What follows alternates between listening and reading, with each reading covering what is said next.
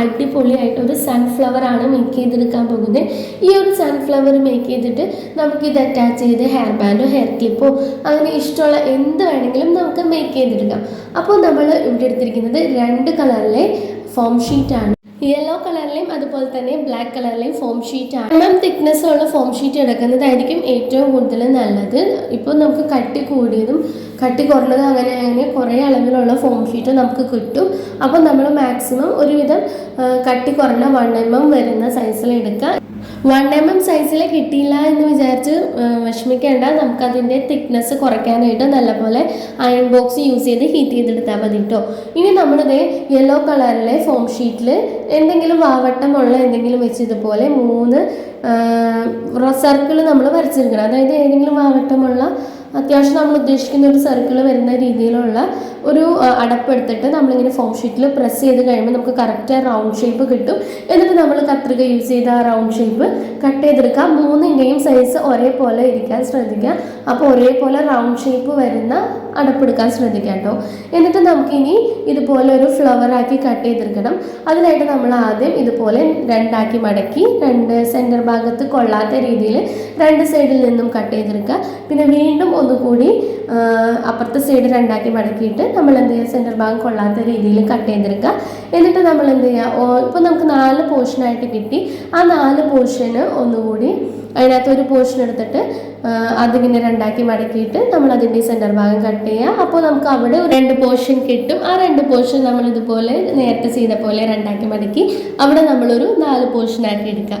അങ്ങനെ നമ്മൾ മൊത്തത്തിൽ കട്ട് ചെയ്തെടുക്കുക കേട്ടോ. അപ്പോൾ ഞാൻ പറയുന്നത് നിങ്ങൾക്ക് മനസ്സിലായെന്ന് വിചാരിക്കുന്നു. ഇല്ലെങ്കിൽ നിങ്ങൾ വീഡിയോ നല്ലപോലെ ശ്രദ്ധിച്ച് കാണാം കേട്ടോ. അങ്ങനെ നമ്മൾ മൊത്തത്തിൽ കട്ട് ചെയ്തെടുത്തിട്ടുണ്ട്. ഇനി നമുക്കിതിൻ്റെ ഒരു എല്ലാ കട്ട് ചെയ്ത് വെച്ചതും നമുക്കൊരു പെറ്റൽ ഷേപ്പ് ആക്കി എടുക്കണം. അപ്പോൾ നമ്മൾ ഓരോ പീസിലും ഇതുപോലെ ഒന്ന് ചെരിച്ച് തുമ്പത്തിങ്ങനെ കട്ട് ചെയ്ത് കൊടുക്കുന്നുണ്ട് കേട്ടോ. ചെറിയ കത്രിക യൂസ് ചെയ്യുകയാണെങ്കിൽ നമുക്ക് എളുപ്പത്തിൽ ചെയ്തെടുക്കാൻ പറ്റും. എൻ്റെ ചെറിയ കത്രിക കാണാത്തത് കൊണ്ടാട്ടോ ഞാൻ വലിയ കത്രിക എടുത്തത്. അപ്പോൾ ഞാൻ എല്ലാ സൈഡും ഇതുപോലെ ഇങ്ങനെ കട്ട് ചെയ്ത് കൊടുത്തു. ഇനി നമ്മൾ അതിൻ്റെ ഓപ്പോസിറ്റ് സൈഡും ഇതുപോലെ ഒരു പെറ്റൽ ഷേപ്പാക്കി കട്ട് ചെയ്ത് കൊടുക്കുക കേട്ടോ. ഇപ്പോൾ നമ്മൾ കട്ട് ചെയ്യുമ്പോൾ കറക്റ്റ് പെറ്റൽ ഷേപ്പ് ആയില്ല എന്ന് വിചാരിച്ച് നമ്മളിങ്ങനെ കട്ട് ചെയ്ത് മൊത്തത്തിൽ ലെവലാക്കി എടുക്കണമെന്നില്ല. ചിലപ്പോൾ കയറി ഇറങ്ങിയൊക്കെ നിൽക്കും. അപ്പോൾ നമ്മളിപ്പോൾ ശരിയായെങ്കിലും നമ്മളിത് ഹീറ്റ് ചെയ്തെടുക്കുമ്പോൾ കറക്റ്റ് നമുക്കൊരു പെറ്റൽ ഷേപ്പായിട്ട് കിട്ടും കേട്ടോ. അപ്പോൾ നമ്മളുടെ 3 പീസും ഇതുപോലെ ഫ്ലവർ ഷേപ്പാക്കി കട്ട് ചെയ്തെടുത്തിട്ടുണ്ട്. ഇനി നമുക്ക് വേണ്ടത് ബ്ലൈന്ന് ഒരു 1.5 സെൻറ്റിമീറ്റർ വിഡ്ത്തും അതുപോലെ തന്നെ 50 സെൻറ്റിമീറ്റർ ലെങ്ത്തും വരുന്ന ഒരു പീസ് നമ്മളിതുപോലെ കട്ട് ചെയ്തെടുത്തിട്ട് അതിലിത് ഇതുപോലെ കുറുകുറുന്ന് നമ്മളിങ്ങനെ കട്ട് ചെയ്ത് കൊടുക്കുക.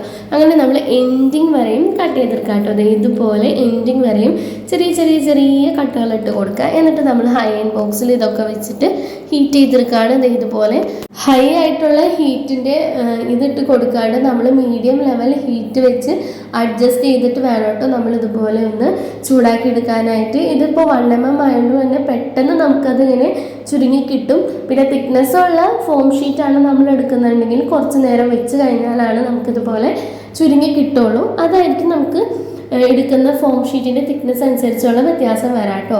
ഇപ്പോൾ ഞാനെടുത്തിരിക്കുന്ന ഈ ഒരു ബ്ലാക്കിന് അത്യാവശ്യം നല്ല തിക്നെസ് ഉള്ളതുകൊണ്ട് തന്നെ ഹീറ്റ് ആവാനായിട്ട് കുറച്ച് ടൈം എടുത്തു കേട്ടോ. ഇനി ഈ ഗ്ലൂ ഗണ്ണ് യൂസ് ചെയ്തിട്ട് ഞാൻ അടിഭാഗത്ത് ഇങ്ങനെ കുറച്ച് ഗ്ലൂ അപ്ലൈ ചെയ്തതിന് ശേഷം ബ്ലാക്ക് ഇങ്ങനെ അങ്ങനെ റോൾ ചെയ്തെടുക്കുന്നുണ്ട് കേട്ടോ. അത് എൻഡിങ് വരെയും നമ്മളിങ്ങനെ കുറച്ച് ഗ്ലൂ അപ്ലൈ ചെയ്യുക, റോൾ ചെയ്തെടുക്കുക, അങ്ങനെ ചെയ്തെടുക്കുക. നിങ്ങൾക്ക് ഇവിടെ ഗ്ലൂ ഗണ്ണിന് പകരം B7000 പോലെ ഒട്ടുന്ന ഏത് ഗ്ലൂ വേണമെങ്കിലും യൂസ് ചെയ്യാവുന്നതാണ് കേട്ടോ. അപ്പോൾ നമുക്ക് ഇത് എൻഡിങ് വരെ ഒട്ടിച്ചെടുത്തപ്പോൾ നമുക്ക് സൺഫ്ലവറിൻ്റെ സെൻറ്റർ ഭാഗത്തുള്ള ഒരു പോർഷൻ റെഡി ആയിട്ടുണ്ട്. ഇനി നമുക്ക് സിമ്പിളായിട്ട് ഫ്ലവർ മേക്ക് ചെയ്യുക. ആദ്യം ഒരു ഫ്ലവർ എടുക്കുക, അതിൻ്റെ സെൻറ്റർ ഭാഗത്ത് കുറച്ച് ഗ്ലൂ അപ്ലൈ ചെയ്തിട്ട് അടുത്ത പെറ്റൽ വെച്ച് കൊടുക്കുക. പിന്നീട് നമ്മൾ എന്ത് ചെയ്യുക, അതിൻ്റെ സെൻറ്റർ ഭാഗത്ത് ഗ്ലൂ അപ്ലൈ ചെയ്ത് അടുത്തതും വെച്ച് കൊടുക്കുക. പിന്നെ ഏറ്റവും ഫൈനലി നമ്മളുടെ ബ്ലാക്ക് പോർഷൻ കൂടി വെച്ച് കൊടുത്തു കഴിഞ്ഞാൽ നമ്മളുടെ സൺഫ്ലവർ റെഡി ആയിട്ടുണ്ട്. വളരെ സിമ്പിളായിട്ട് നമുക്കിത് റെഡിയാക്കി എടുക്കാൻ പറ്റും. ഒട്ടും തന്നെ ടൈം വേസ്റ്റ് ചെയ്യാണ്ട് ഒരു 5 മിനിറ്റിൽ താഴെ മാത്രം മതി നമുക്ക് ഈ ഒരു ഐറ്റം റെഡിയാക്കി എടുക്കാനായിട്ട്. ഞാനിപ്പോൾ ഇതൊരു ബേബി നൈലോൺ ബാൻഡിലാണ് സെറ്റ് ചെയ്ത് കൊടുത്തിരിക്കുന്നത്. നിങ്ങൾക്ക് വേണമെന്നുണ്ടെങ്കിൽ ഹെയർ ബാൻഡിലോ ഹെയർ ക്ലിപ്പിലോ ഹെയർ ബാൻഡിലോ സെറ്റ് ചെയ്തെടുക്കാവുന്നതാണ്.